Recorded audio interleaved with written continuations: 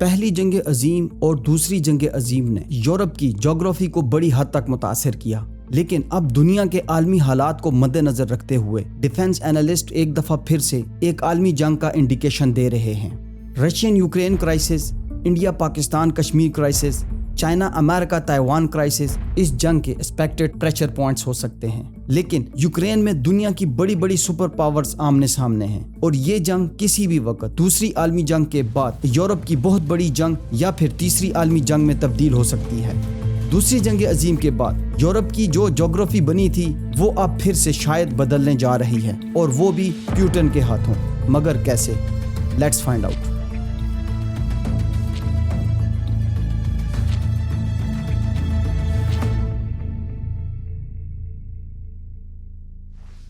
Putin کا ہمیشہ سے یہ دعویٰ رہا کہ یوکرین رشیا کا حصہ ہے، اس کے باسی اور ہم ایک ہی ہیں،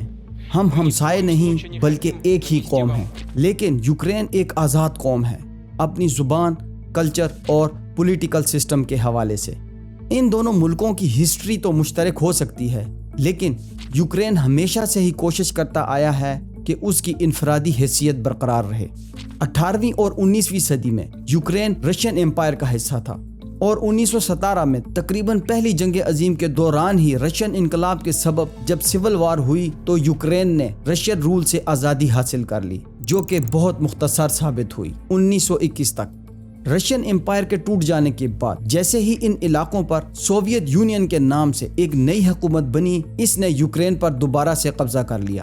اگلی ایک دہائی تک سوویت یونین جبراً اپنی سرحدوں کو بڑھاتا چلا گیا، اور دوسری جنگ عظیم کے خاتمے تک سوویت یونین ایسٹرن یورپ کے بڑے علاقے کو اپنے اثر و رسوخ کے دائرہ کار میں شامل کر چکا تھا۔ یورپ میں کیپٹلزم اکانومی کو پروموٹ کیا جا رہا تھا، جبکہ سوویت یونین اپنے زیر قبضہ اور زیر اثر یورپی علاقوں میں کمیونزم کو پروموٹ کر رہا تھا۔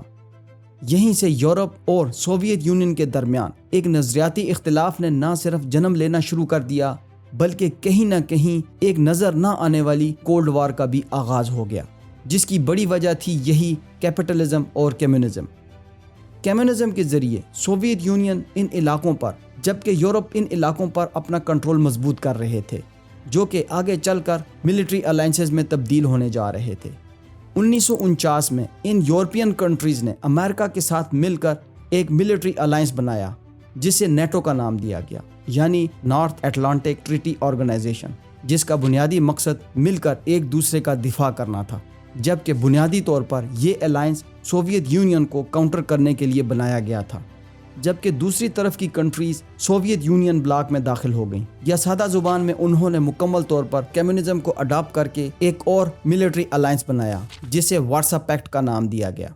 ان دونوں بلاکس نے کھل کر اپنی اپنی ملٹری کو بڑھاوا دینا شروع کر دیا ایک دوسرے کے خلاف۔ طاقت کا یہ توازن سوویت یونین کے کمزور ہونے تک برقرار رہا، جب 1991 میں یوکرین نے سوویت یونین سے آزادی حاصل کی، اور پھر ایک ایک کر کے مختلف علاقوں نے سوویت یونین سے آزادی حاصل کرنا شروع کر لی۔ لگ بھگ 15 نئے کنٹریز نے جنم لیا، جن میں شامل تھا سوویت یونین کی باقیات پر کھڑا ٹوٹ پھوٹ کا شکار یہ رشیا۔ سوویت یونین کے ٹوٹتے ساتھ ہی دنیا بائی پولر ورلڈ سے یونی پولر ورلڈ کی طرف منتقل ہو گئی، یعنی نیٹو کی پشت پناہی کر کے امریکہ دنیا کی واحد سپر پاور کے طور پر سامنے آیا۔ رشیا کو چھوڑ کر باقی ممالک میں بطور خاص یورپ میں موجود کنٹریز سے کمیونزم سسٹم کو ختم کر کے کیپٹلزم کو انسٹال کرنے کی کوششیں بھی تیز کر دی گئیں، تاکہ ان کنٹریز کو جغرافی کے علاوہ نظریاتی طور سے بھی رشیا سے علیحدہ کر لیا جائے۔ پھر نیٹو نے 1999 میں اپنے پاور آف انفلوئنس کو بڑھاتے ہوئے پولینڈ، ہنگری اور چیک ریپبلک کو اپنے ملٹری الائنس میں شامل کر لیا، جبکہ 2004 میں 7 اور کنٹریز نے بھی نیٹو میں شمولیت اختیار کر لی، جس کی وجہ سے سوویت یونین کی باقیات پر کھڑی رشیا اور نیٹو کے درمیان بفر زون ختم ہو کر دوبارہ سے ان کی سرحدیں ساتھ مل گئیں۔ اب بیلاروس، یوکرین اور جارجیا، یہ 3 کنٹریز ایسی تھیں جو کہ رشیا اور نیٹو کے درمیان بفر زون کے طور پر کام کر رہی تھیں، لیکن یوکرین اور جارجیا یہ دونوں کنٹریز نیٹو جوائن کرنا چاہتے تھے، اور اصل میں یہیں سے رشیا یوکرین کرائسس کا آغاز ہوتا ہے۔ رشیا جو کہ کبھی بھی یہ نہیں چاہتا تھا کہ یوکرین نیٹو کا ممبر بنے، کیونکہ اس کی وجہ سے رشیا کی لگ بھگ 2295 کلومیٹر لمبی سرحد نیٹو کے لیے مزید ایکسپوز ہو جانی تھی۔ یوکرین ایک اور وجہ سے بھی نیٹو کا ممبر نہیں بن سکتا تھا، کیونکہ نیٹو کی گائیڈ لائن یہ کہتی ہے کہ نیٹو میں شامل ہونے والے ممالک کا کوئی بھی بارڈر ڈسپیوٹ نہیں ہونا چاہیے، جبکہ یوکرین کا رشیا کے ساتھ سرحدی تنازع چل رہا تھا۔ لیکن اس کے باوجود نیٹو نے 1994 میں یوکرین کو نیٹو پارٹنرشپ پروگرام کے لیے کنسیڈر کر لیا، جو کہ آگے چل کر کچھ مزید ریکوائرمنٹ پوری کرنے کے بعد نیٹو کا ممبر بن سکتا تھا۔ 2013 میں یوکرین کو یورپی یونین کی طرف سے ایک European free trade agreement offer کیا گیا، اور جیسے ہی یہ ڈیل میچور ہونے لگی، یوکرین کی پرو رشین گورنمنٹ کے پریزیڈنٹ وکٹر یانوکووچ نے یہ ڈیل سائن کرنے سے انکار کر دیا اور اپنا سارا وزن یورپ کی جگہ رشیا کے پلڑے میں ڈال دیا۔ اس فیصلے کے خلاف لاکھوں یوکرینین سڑکوں پر نکل آئے اور یورپی یونین کے ساتھ ایگریمنٹ سائن کرنے کی ڈیمانڈ کرنے لگے۔ گورنمنٹ کی طرف سے کریک ڈاؤن شروع کر دیا گیا، جس میں 100 سے زائد لوگ مارے گئے، لیکن ان مظاہروں میں کمی کے بجائے مزید شدت آ گئی اور پریزیڈنٹ وکٹر کو نہ صرف اپنی صدارت سے ہاتھ دھونا پڑا بلکہ ملک بدر ہو کر رشیا میں پناہ لینا پڑی۔ اس سارے واقعے کے بعد یوکرین کی پولیٹیکل پارٹیز یہ اچھے سے سمجھ پا رہی تھی کہ ان کے ملک کی میجورٹی کیا چاہتی ہے، اور 2014 کے بعد یوکرینین اسٹیبلشمنٹ کا دھیرے دھیرے رشیا کے بجائے یورپین کنٹریز کی طرف جھکاؤ بڑھنے لگا۔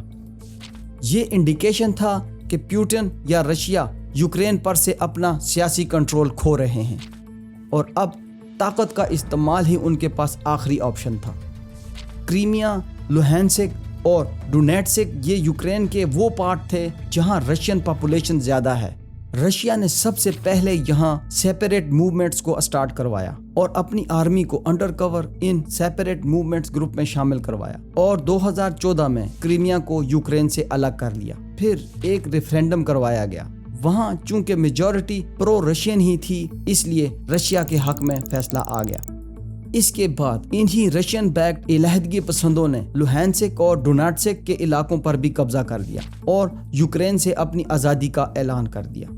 نومبر 2021 میں پیوٹن نے اپنی فوج کو یوکرین کی بارڈر کی طرف موبلائز کرنا شروع کر دیا، اور جنوری 2022 میں اپنی تیاری مکمل کرنے کے بعد اس نے یورپ کے سامنے یعنی نیٹو اور امریکہ کے سامنے اپنی ڈیمانڈز رکھی۔ اس کی بنیادی ڈیمانڈز تھی نیٹو جتنی بھی ملٹری ایکٹیویٹی یا ایکسپینشن ایسٹرن یورپ میں کر رہا ہے وہ سب بند کر دے، ریٹن گارنٹی دے کہ یوکرین کو کبھی بھی نیٹو کا ممبر نہیں بنایا جائے گا، نیٹو فورسز کو پولینڈ اور بالٹک کنٹری سے ہٹا کر 1997 کے ملٹری بارڈر پر محدود کیا جائے، یو ایس کی جو بھی نیوکلیر میزائلز یورپ میں ہیں سب کو ڈس آرم کرے۔ رشیا کی طرف سے یہ انشور کیا گیا کہ اگر یہ ڈیمانڈز پوری ہو جائیں تو پھر کوئی جنگ نہیں ہوگی، لیکن ویسٹرن لیڈرز کی طرف سے رشیا کی ان ڈیمانڈز کو نہ صرف ریجیکٹ کر دیا گیا بلکہ ایسٹرن بارڈر پر نیٹو افواج کو موبلائز بھی کر دیا گیا، جبکہ دوسری طرف رشیا نے بھی یوکرین بارڈرز پر اپنی افواج کو تعینات کرنا شروع کر دیا۔ 21 فروری کو جنگ کا یہ خطرہ حقیقت میں بدل گیا، اور رشیا نے پیس کیپنگ فورسز کے نام سے انہی رشین بیکڈ علیحدگی پسند علاقوں لوہانسک اور ڈونیٹسک سے اپنی افواج کو یوکرین میں داخل کروا دیا، اور ایک لمیٹڈ اسکیل جنگ کا آغاز ہو گیا۔ اس جنگ میں اب تک ہزاروں لوگ اپنی جان کی بازی ہار چکے ہیں اور لاکھوں لوگ بے گھر ہو چکے ہیں، لیکن حالیہ دنوں میں ماسکو پر ہونے والے حملے کی وجہ سے اس جنگ میں ایک نیا ٹرن آ گیا، جو کہ اس لمیٹڈ اسکیل جنگ کو کسی بھی وقت ایک فل اسکیل جنگ میں تبدیل کر سکتا ہے، کیونکہ اس حملے کے تانے بانے نیٹو اور امریکہ کی طرف اشارہ کر رہے ہیں۔ بدلے میں رشیا نے سپر سانک میزائل سے حملہ کر کے امریکنز اور نیٹو کے ہیڈ کوارٹر کو، جہاں 2 American patriotic missile defence system نصب تھے، سمیت اس بلڈنگ کو تباہ کر دیا۔